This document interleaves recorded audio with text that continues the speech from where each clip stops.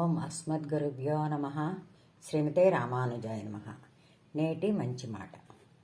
ఒక అడవిలో కాకి నివసిస్తూ ఉంది. అది జీవితంలో పూర్తిగా సంతృప్తి చెందింది.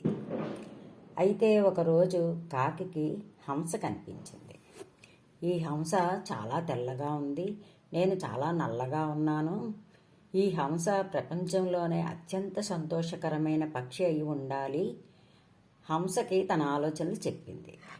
హంస ఇలా బదిలిచ్చింది, వాస్తవానికి నేను 2 రంగులు ఉన్న చిలుకను చూసే వరకు నేనే అత్యంత సంతోషకరమైన పక్షి అని నేను భావించాను.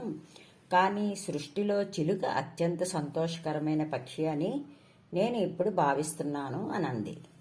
ఆ తర్వాత కాకి చిలుక దగ్గరికి వస్తే చిలుక ఇలా వివరించింది, నేను నెమలిని చూసే వరకు చాలా సంతోషంగా జీవించాను.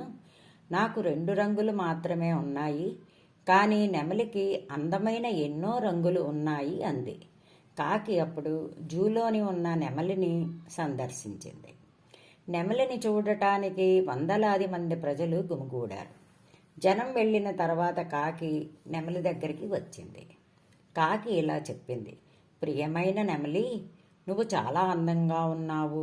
ప్రతిరోజు వేలాది మంది నిన్ను చూసేందుకు వస్తుంటారు.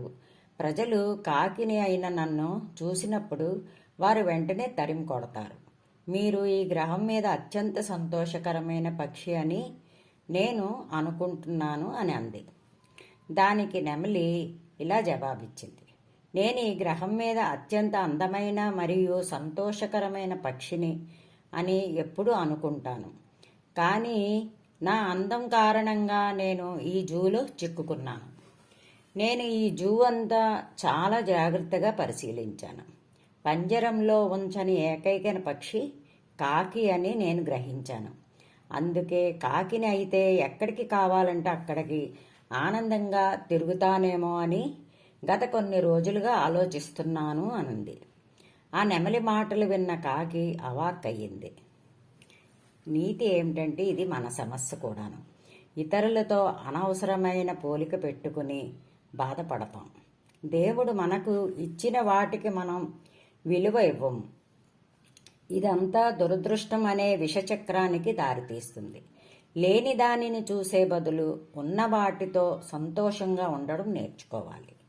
మీకంటే ఎక్కువ లేదా తక్కువ కలిగి ఉండే ఎవరైనా ఎల్లప్పుడూ ఉంటారు. తన వద్ద ఉన్నదానితో సంతృప్తి చెందే వ్యక్తి ప్రపంచంలోనే అత్యంత సంతోషకరమైన వ్యక్తి అని తెలుసుకోవాలి. సర్వం శ్రీకృష్ణార్పణమస్తు.